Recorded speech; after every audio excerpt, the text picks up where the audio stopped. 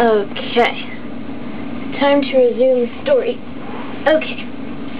So, when we last left our hero, his hats were flying off like things that fly. Flop, the sharp wind whisked away Bartholomew's hat. Flop, flop, two more flew off. Flop, flop, flop, flop, flew another. And another. 4, 5, 6, 7. Bartholomew kept counting as the hats came faster and faster. Lords and ladies stared from the windows of their turrets, wondering what this strange stream of hats could mean. Over the palace drawbridge they sped, through the great gates and into the courtyard. The captain pulled his reins. "His Majesty waits in the throne room," said a guard, saluting the captain. "The throne room?" The captain dropped Bartholomew to the ground. "I'd certainly hate to be in your shoes," he said, shaking his head sadly. For a moment, Bartholomew was terribly frightened. Still, he thought to himself, the king can do nothing dreadful to punish me, for I haven't done anything wrong. It would be cowardly to feel afraid. Bartholomew threw back his shoulders and marched straight ahead into the palace. "Follow the black carpet," said the guard at the door. And all through the long hallway, Bartholomew could hear muttering voices behind heavy doors. "He won't take off his hat? No, he won't take off his hat." Bartholomew walked on till he stood in the very middle of the throne room. The king, in a long scarlet robe,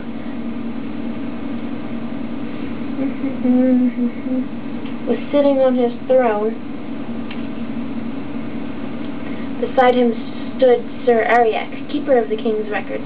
He wore in his belt, instead of a sword, a long silver ruler. Lords and noblemen of the court stood solemn and silent. The king looked down at Bartholomew severely. "Young man, I'll give you one more chance. Will you take your hat off for your king?" "Your Majesty," said Bartholomew as politely as he possibly could, "I will, but I'm afraid it won't do any good." And he took off his hat. And it didn't do any good. Another hat sat on Bartholomew's head. He took off hat after hat after hat after hat till he was standing in the middle of a great pile of hats. Lords and noblemen were so astonished they couldn't even speak. Such a thing had never happened in the throne room before. "Heavens," said Sir Aliac, keeper of the records, blinking behind this triangular spectacles. "He had taken off 45, and there were 3 more in the town," said the king. "And you must add on the 87 that blew off my head as we galloped up the hill," said Bartholomew, trying to be helpful. 135 hats, most unusual," said Sir Aliac, writing it all down on a long scroll. "Come, come," said the king impatiently. "Sir Aliac, what do you make of all this nonsense?" "Very serious nonsense, Your Majesty," answered Sir Aliac. "I advise you to call in an expert on hats." "Excellent," the king agreed. "Ho! Guard! Fetch in Sir Snips, maker of hats for all the fine lords." Into the throne room marched the smallest man, wearing the tallest hat that Bartholomew had ever seen. It was Sir Snips. Instead of a sword, he wore at his side a large pair of scissors. "Take a look at this boy's hat," commanded the king. Sir Snips looked at Bartholomew Cobham's hat and sniffed in disgust. Then he turned to the king and bowed stiffly. "Your Majesty, I, Sir Snips, am the maker of hats for all the fine lords. I make hats of cloth of gold, fine silks and gems and ostrich plumes. You ask me what I think of this hat? Pooh! It is the most ordinary hat I have ever set my eyes on." "In that case," said the king, "it should be very simple for you to take it off." "Simple indeed," mumbled Sir Snips haughtily, and standing on his tiptoes he pushed his pudgy thumb at Bartholomew's hat and knocked it to the floor. Immediately another appeared on Bartholomew's head. "Screamies!" screamed Sir Snips, leaping in the air higher than he is tall. Then he turned and ran shrieking out of the throne room. "Dear me," said the king, looking very puzzled. "If Snips can't do it, this must be more than an ordinary hat." 136, wrote Sir Aliac, wrinkling his brow. "Your Majesty, I advise that you call your wise men." "A fine idea," said the king. "Ho! Guard! Bring me Nad. Nad knows about everything in my kingdom." Here in came an old man. He looked at the hat on Bartholomew's head, and he looked at the pile of hats on the floor. "Nad, my wise man, what can you take off his hat?" asked the king. Nad shook his head solemnly. "No." Then fetch me the father of Nad, commanded the king. He knows about everything in all my kingdom and all the world beyond. In came an even older man, but when he looked at Bartholomew's hats, the father of Nad merely locked his fingers across his beard and said nothing.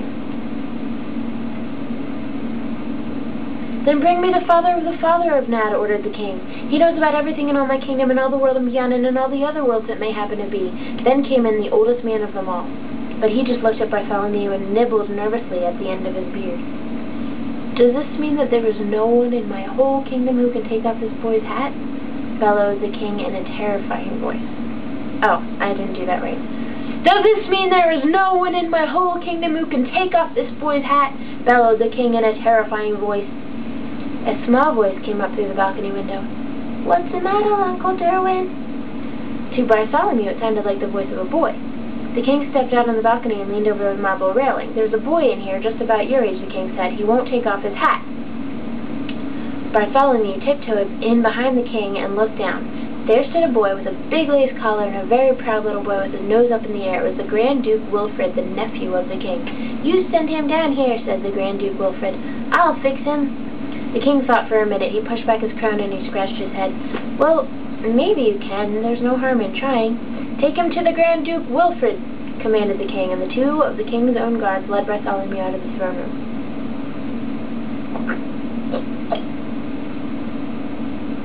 Who? Said the Grand Duke Wilfrid, looking at Bartholomew's hat and laughing meanly. That hat won't come off? You stand over there. He pointed to a corner where the wall curved out. I need a little target practice with my bow and arrow. Hold on a second. Good. Okay, still recording. Gotta check. When Bartholomew saw that the Grand Duke Wilfrid had only had a child's bow, he didn't feel frightened. He spoke up proudly. I can shoot with my father's big bow. My bow is quite big enough for shooting hats, especially hats like yours, answered Wilfrid, and he let fly an arrow. It grazed Bartholomew's forehead and nipped off his hat. I like props. Nipped off his hat. Away it flew and over the parapet. But another hat appeared on his head. Zip, zip. The arrows flew and the Grand Duke's whole bag full of arrows were gone. And still a hat sat on Bartholomew's head. It's not fair, cried the Grand Duke. It's not fair! He threw down his bow and he stamped on it. 154 hats, gulped Sir Alaric. I'm sorry. 154 hats. Gulp. These hats are driving me mad.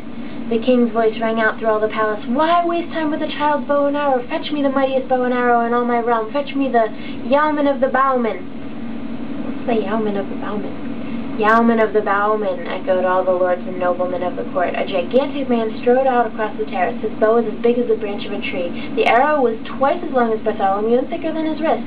Yeoman of the Bowmen, said the king, shoot off this boy's hat and make it stay off. Bartholomew was trembling so hard he could scarcely stand straight. The yeoman bent back his mighty bow. Like a magi hornet, the arrow tore through the air towards Bartholomew Cub, and the sharp